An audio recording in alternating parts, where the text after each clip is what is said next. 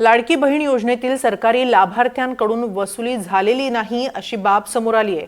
4,42,000 शासकीय कर्मचाऱ्यांच्या कुटुंबियांनी लाभ घेतला। 8,000 सत्यापित शासकीय कर्मचाऱ्यांनी या योजनेचा लाभ घेतला होता। 4.5 लाखांहून अधिक बेकायदेशीर लाभार्थ्यांनी तब्बल 800 कोटी लाटल्याची गंभीर बाब समोर आली आहे। या बेकायदेशीर लाभार्थ्यांकडून 800 कोटी रुपये वसुली अद्याप झालेली नाहीये हे देखील समोर आले। त्यामुळे सरकारची एक प्रकारे अनास्थाच समोर आलेली आहे।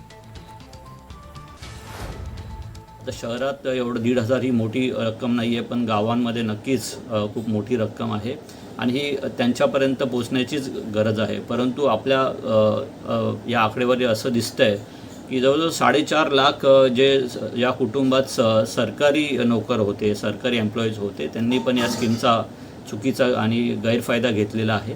तर मला वाटतं त्यांच्याकडून ही रक्कम वसूल करण्यात यावी। ही जवळजवळ 600 ते 700 कोटीपर्यंत ही रक्कम असावी असा आमचा अंदाज आहे।